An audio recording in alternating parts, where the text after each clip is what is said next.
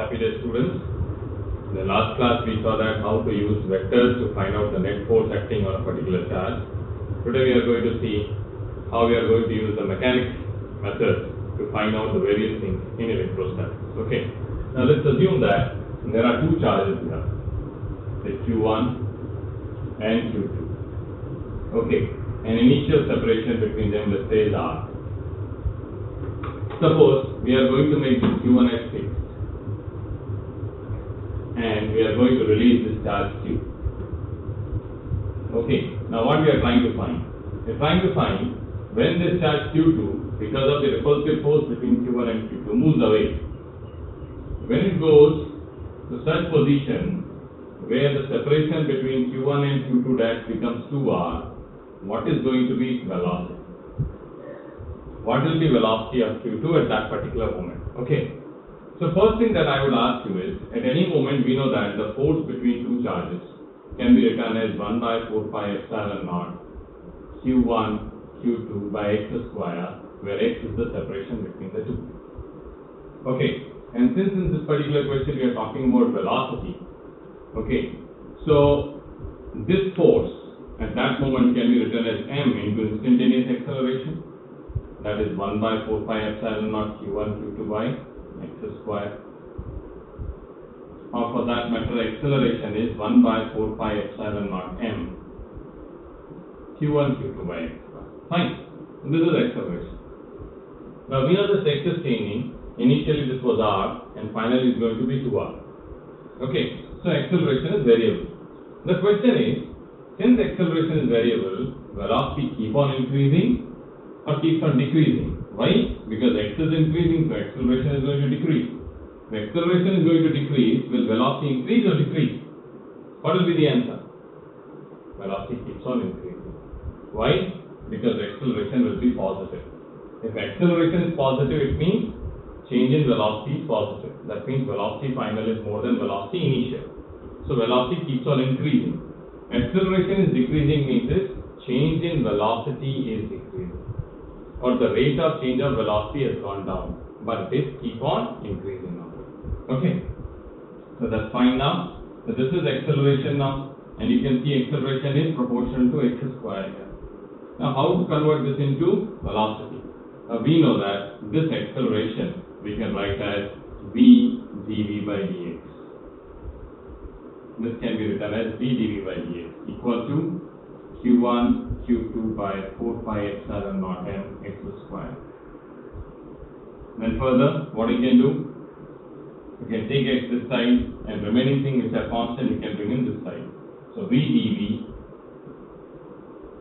okay, equal to Q1 Q2 by 4 pi epsilon naught m. This is all constant. Dx by x square.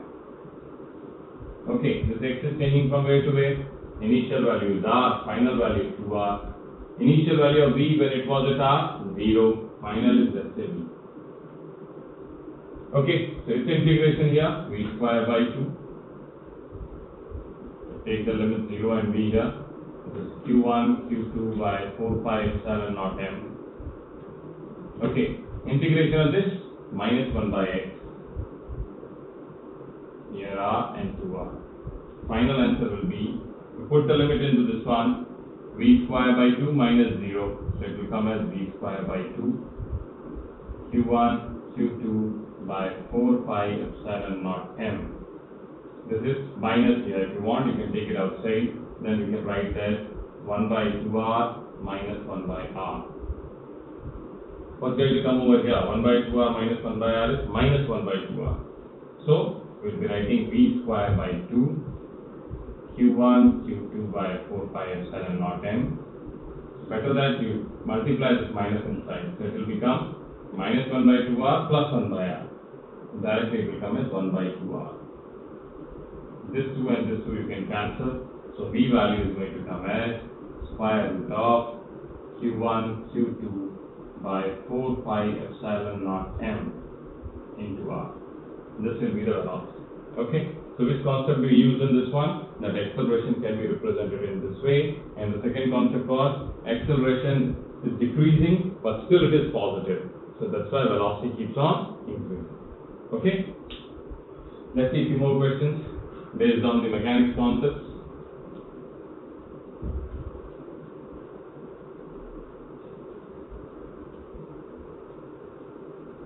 So here we'll use it.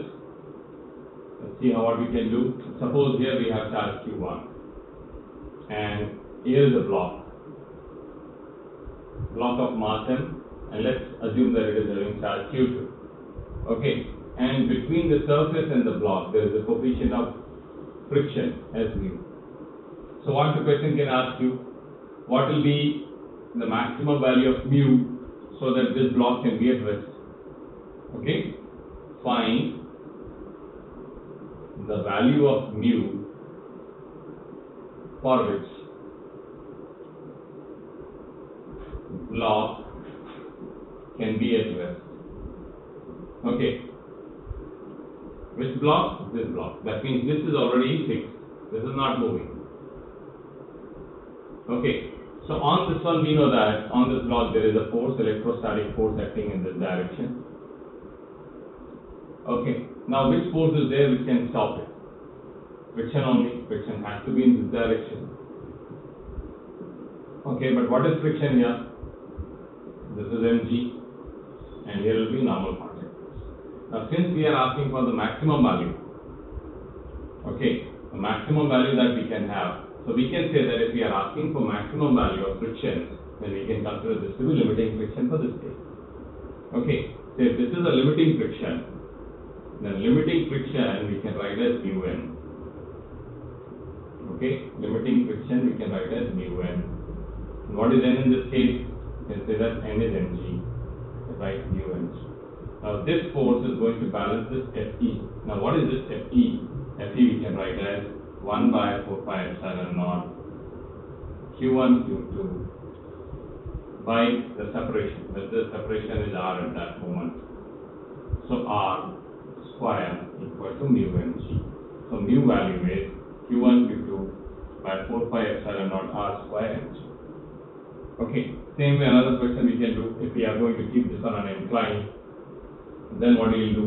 In that one more force or one component of the force will be added. Okay, that also we will see. Let's check how to do that question. If we are going to put the block on the incline. Okay, so if you are going to put the block on the incline, something like this. That is there.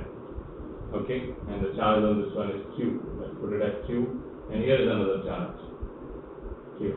Okay, this angle is theta given, and the separation is x. Alright, and the question is same. Okay, what is the minimum value of mu required so that this block can be at rest? Okay, so what are the forces acting on this one now? We know that this Q is applying electrostatic force on this one in this direction, that is Fe. Other than that, we know that mg is acting downwards. This mg's components we can take. There is a component here which is mg sin theta, and another component is here as mg cos theta, and then we can say normal contact force acting in this direction. Okay, so if I am going to take this one again as a limiting friction, now we know that electrostatic force will be balanced by the friction here. Okay. But in this particular case, mg sin theta is also acting downwards.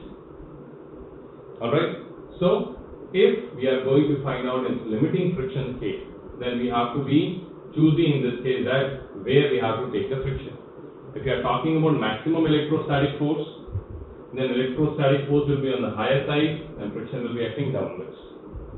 And we are talking about minimum value of electrostatic force so that it can be in stable equilibrium, then friction will be acting upwards. So both the cases we will solve. Okay. So for maximum value of electrostatic force, maximum value of Fe. Now in this case, this force will be on the higher side. So this will be trying to slide it upwards. Okay. So friction will be acting where? Downwards. Friction will be acting downwards. So in this particular case, we will be writing Fe is equal to mg sin theta plus friction. Okay, what friction? Again we are going to take limiting. So So it's mg sin theta plus mu n. What is n value here? N value is mg cos theta. As the forces are balanced. So mu n, which is mg cos theta. And here we can write Fc value. What is that? 1 by 4 pi epsilon naught q square by x square. Okay? Alright, now what we have to find in this particular case? We are finding mu. So this we can bring it aside. Q square by 4 pi epsilon naught x square minus mg sin theta by mg cos theta equal to mu. Okay, but in this case, I would have taken minimum value of electrostatic force. Okay, minimum value. So this maximum we are removing and putting minimum over here. So what will happen in this case? If this force is minimum, that means mg sin theta will be bringing it downwards. So friction will be acting in which direction? It will not be downwards, rather it will be upwards. So in this case, what equation we will be writing? Fe plus Ff equal to mg sin theta. So this Ff will come over here.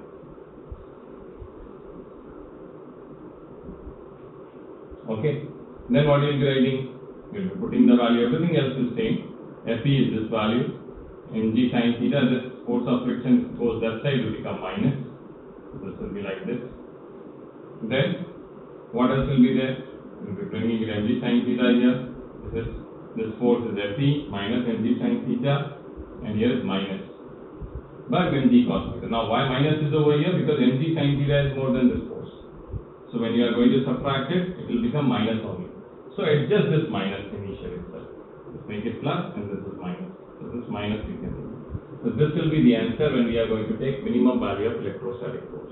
Okay? And these values will be given in the problem itself to you. Alright. Then next question that we are going to solve is of series question. One series question we will solve now. What is series question? Let's see.